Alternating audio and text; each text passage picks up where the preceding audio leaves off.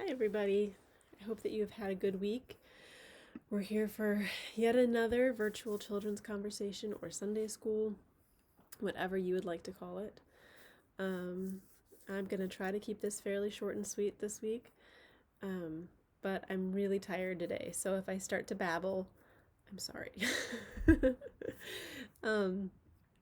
Today we're going to talk about giving and different ways we can give and how we should give. And we're going to read a story about Jesus and how Jesus wants us to give. The story that we're going to read is about people who give money, but there are lots of ways that we can give that don't involve any money at all. And we're going to talk about that more after I read the story. The story that I'm going to read it out of the Spark Story Bible again, like I did last week. It goes into a little more detail than our usual Deep Blue Bible storybook. This story is from Luke chapter 21, verses 1 through 4, and it's the story of, here they call it the widow's coins. Okay, it's, we'll read about it. It's about how you give. So, in the Spark storybook, they call it the widow's offering. Jesus sat down outside a temple and taught the disciples about how to share. "Do you see that rich man in the fancy robes?" Jesus asked the disciples. They looked around and saw him. He twirled his robes when he saw that they were watching him. So there's Jesus and his disciples, and there's the man in the fancy robes doing a big cheese grin. "I must be very special," thought the rich man. The man in fancy robes stopped in front of a money box outside the temple. He slowly reached into his money purse and pulled out several coins. One by one, he held them up to the sun so that they flashed for all to see. "It's time for me to give to the poor," he said very loudly. The coins made a loud clang as he dropped them into the money box. Okay, so here he is, dropping those coins loudly into the money box. Now Jesus asked the disciples another question. "Do you see that poor old widow?" Jesus whispered the question because he didn't want to scare her. She looked this way and that. She tried to hide in the crowd. She bent over the money box. Clink, clink. Her 2 coins barely made a sound as she dropped them in. The old woman reached her hand into her pocket. It was empty. Quietly, the woman shuffled away. "Did you notice?" asked Jesus. The man in fancy robes gave just a little of his riches and showed off a lot. The widow gave only 2 coins, and she kept quiet about it. She shared everything. She is the one who gave most. This is how I want you to share.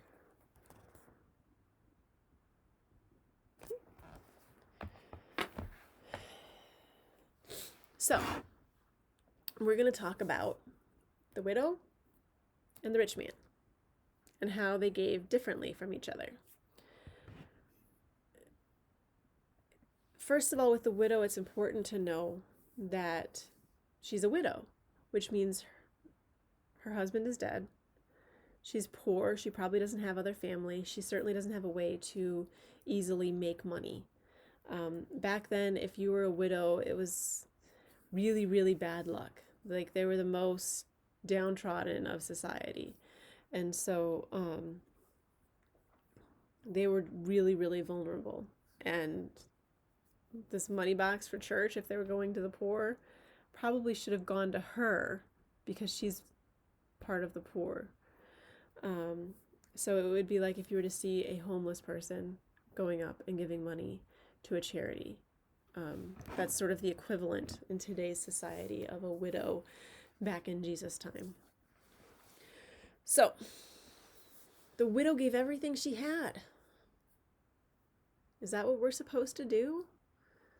Are we supposed to all go hungry at night because we've given every single penny we have to the church? I hope not. And I don't actually think that's what Jesus was saying. She did give away a lot, right? She gave away so much that she probably was hungry that night. It was not easy for her to give that up. Not like the rich man, right? The rich man, he just pulled out some of the coins in his purse. He still had plenty. He gave away a very superficial amount that didn't hurt him. It didn't challenge him at all. Whereas the widow really challenged herself to give that much away. I think that what Jesus is saying is that when we give, when we share with others, we need to do so in a way that challenges us. How could the widow have given that wouldn't have been a challenge for her? She probably could have given her time, right? For a lot of us, we'll find that time is more of a challenge to give away than money is. Because we're so busy with other things that when it comes to giving our time away, we're like, oh no, please take my money instead. But for her, she probably wasn't working, right? She didn't have a family. She was a widow. She had the time. She didn't have the money. So she gave what challenged her. Does that mean she didn't give time too? I don't know. Probably not. Hopefully not. But I think that we're supposed to give in ways that challenge us. So how can we be challenged in order to give in that way? Well, like I said, giving time, I think, is probably one of the biggest challenges that any of us have now. And there are lots of ways that the kids of this church can give their time in ways that challenge them. And so I'm going to suggest a couple. And not just time, but other ways too. So, first of all, if you don't like to get dirty, I got one for you. You can come to church and pull weeds, right? If you want to give to the church, you don't like to get dirty, you'd rather go play, challenge yourself to give an afternoon or morning, do it in the morning when it's cooler, to pull weeds, right? And another really good way for children to give, doesn't have to be church, right? Help your parents out. Do some chores around the house. Clear your dishes after the meal, rinse them off, and put them in the dishwasher. Better yet, clear your parents' dishes off the table, rinse them off, and put them in the dishwasher. Help wash the dishes after dinner. Doing stuff like that. Instead of going to play, you're helping out your parents with chores that they would have to do. And that is, honestly, speaking as a parent, that is huge for us. To have our kids help us out without even being asked, that is huge and a huge help. Do you get uncomfortable meeting new people? You can volunteer with, you'll have to get your parents to help you and do it with you probably, but the Auburn Interfaith Food Closet, the Placer County Food Bank, the Auburn Community Service Day is coming up. There are age limits on that, but we're getting a group together through the youth group. So if you want to do that, message me and I'll see if the ages will work to do that. Once things are back to normal here, find out which board is doing who's hosting the gathering in for the month, and ask if you can help with that, because those are great ways that you can meet new people, you can serve in ways that challenge you, and it's a really good way to grow spiritually. Now, the next thing that the widow did differently than the man. Did any of you catch that? I tried to make it obvious while I was reading, but I'll read it again. The widow gave the only 2 coins she had and kept quiet about it. She gave humbly, right? So what does humble mean? Humble is something that I think a lot of people misunderstand. Humble doesn't mean that you have to say, "Oh, I'm no good." You don't have to pretend that you're less than you actually are in order to be humble. Being humble means you're not seeking attention for those things that you do. If you get attention for that, that's fine, but you don't need to seek out attention. When you seek out attention, you're bragging, you're not being humble. So if you choose to wash the dishes for your parents after dinner, don't be like, "Hey, Mom, since I'm washing the dishes, do I get an extra $1 of allowance?" Because that's when you stop doing your mom a favor, right? You're not serving your mom, you're serving yourself. If you help out at the food bank or gathering in or a church, don't get onto social media and be like, "Look at me, look what I did. I'm such a good person." Because again, you're no longer giving of yourself, you're no longer challenging yourself. What you're doing is for yourself to make you look better to everybody else out there. And what you might find is that when you brag about yourself, some people might be like, "Oh, wow, yeah, you're a good person." But a lot of other people are going to be like, "So, I do that too. I just don't tell everybody about it." Right? So, if you give humbly and you don't seek attention,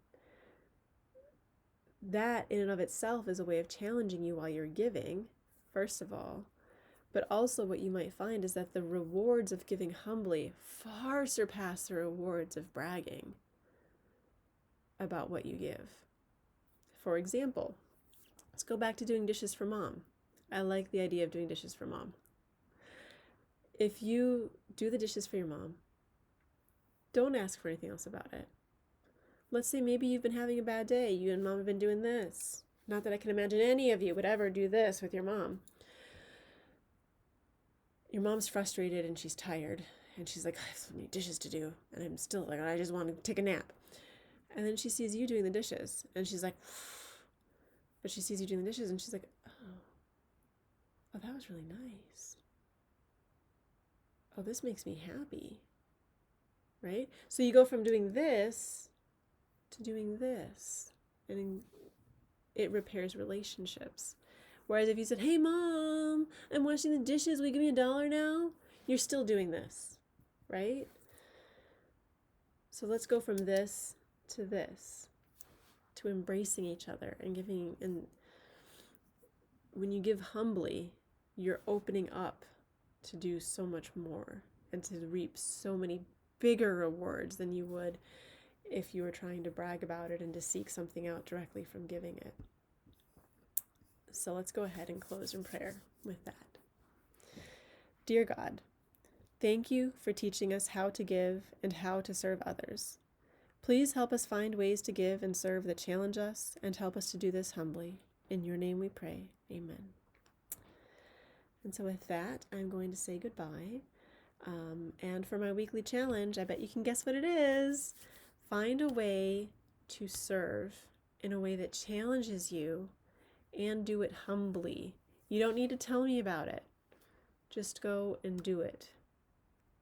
Have a great week, everybody. Bye.